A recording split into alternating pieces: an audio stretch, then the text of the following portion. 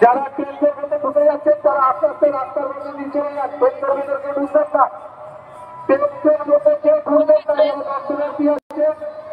রথযাত্রা লোকারণ্য মহা ধুমধাম, ভক্তেরা লুটায়ে পড়ি করিছে প্রণাম। প্রতি বছরের মতো এবছরও খনি শহরের বুকে যেন উঠে আসে এক টুকরো নীলাচল পুরী কিংবা হুগলির মাহেশের ছবি। রানীগঞ্জের সিহারশোল রাজবাড়ি এবছর পালিত হচ্ছে তাদের রথযাত্রার ৯৯তম বর্ষ। শতবর্ষের গোড়ায় উপস্থিত এই মহোৎসবের পেছনে রয়েছে এক কিংবদন্তি। রাজবাড়ির বর্তমান সদস্য অনুরাধা মালিয়া জানান, আগে রাজবাড়িতে একটি কাঠের রথে চেপেই প্রভু জগন্নাথ দেবের রথযাত্রা উৎসব অনুষ্ঠিত হতো।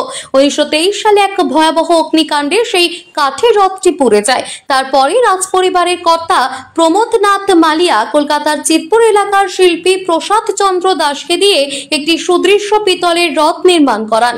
পিতলের সেই রথ প্রথম টানা হয় ১৯২৫ সালে, এমনটাই জানান অনুরাধা দেবী। পুরীর জগন্নাথ মন্দিরের নিয়মানুসারেই সিহারশোল রাজবাড়িতেও পালিত হয় রথ উৎসব। তবে রথের সর্বোচ্চ স্থানে অধিষ্ঠিত থাকেন কুলদেবতা শ্রী শ্রী দামোদর চন্দ্রজিউ। পিতলের রথের বিশেষত্ব হলো এর গাত্রে খোদিত রয়েছে রামায়ণ, মহাভারত এবং শ্রীকৃষ্ণ লীলার নানান মুহূর্ত। রাজবাড়ির রথযাত্রা উৎসব উপলক্ষে দূর দূরান্ত থেকে হাজার হাজার ভক্ত ছুটে আসেন প্রতি বছর। এবছরও যে ছবিটা ছিল অম্লান।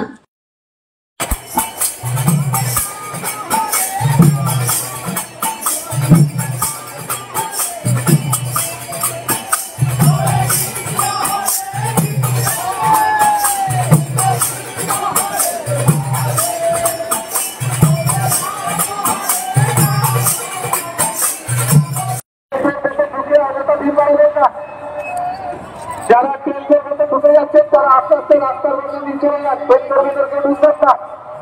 ট্রেনের মধ্যে কেউ ঢুকবেন না, রাস্তার কি আছে সিহারশোলের রথ খুবই ফেমাস।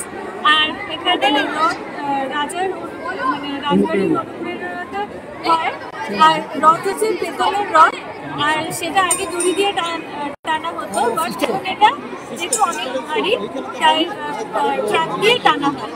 এখানে প্রচুর মেলা বসে, অনেক লোকজনের সমাগম হয়, এটাই জানি। খুব ভালো লাগছে, ছোট থেকে এখানে আছি, মানে আমার বাড়ি এখানে গুরুদ্বারের পাশে খারশুলিতে। প্রত্যেক বছর এখানে আসা হয়, রথ দেখা হয়, প্রত্যেক বছর মা বাসাতে আসা হয়। এখন বেসিক্যালি থাকা হয় না এখানে, তো বাইরে থাকি, বাট কিন্তু বাইরে থাকলেও রানীগঞ্জে আসি এই রথের দেখার জন্য। আমাদের রাজবাড়ির ইয়েতে প্রত্যেক বছর একটা রানীগঞ্জে একটা নতুনত্ব করে দেখা এই রথের মেলা থ্রু দিয়ে। প্রচুর মানুষ আসে এখানে দেখতে আসে, তো সত্যি খুব ভালো লাগছে। আজকেও এসে পরেও আমি খুব খুশি হয়েছি। দেখি রয়েছে অন্য সব জায়গায় তো রথযাত্রা দেখেন, এখানে কি আছে? এখানে আছে নিজস্বতা, কারণ আমি এখান থেকে বড় হয়েছি, ছোট থেকেই রথ দেখেছি। এখানে আছে নিজস্বতা, ব্যাপারটা আছে, দেখতে পাই, আমাদের নিজস্ব মানুষজনকে পাই, এটাই তো একটা আনন্দের ব্যাপার না? কোনো বিশেষত্ব আছে নাকি রথ?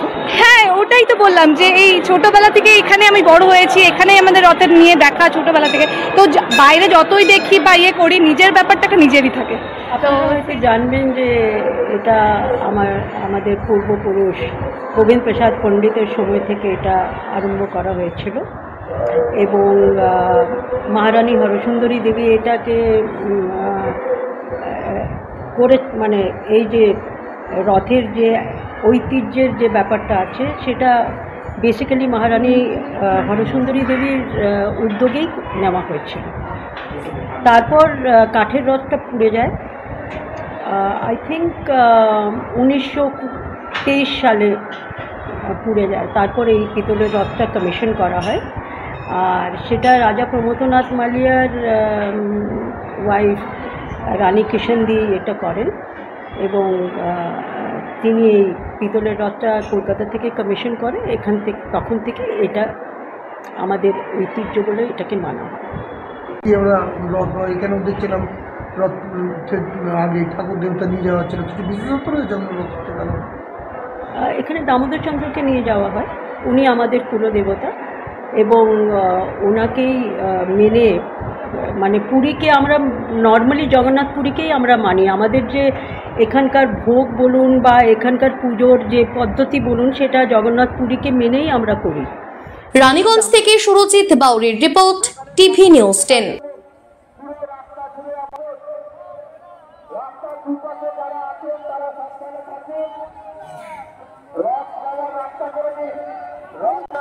রথের সঙ্গে সঙ্গে আপনারা নিজেদেরকে এগিয়ে নিয়ে যান, তাহলে ভিড়টা থাকবে না। দুপাশে ভিড় করে আছেন তারাও আর একমাত্র প্রতিষ্ঠান বিবেকানন্দ হসপিটাল। 24 ঘন্টা emergency service, blood bank, trauma care. আপনাদের সেবায় আমরা তৎপর।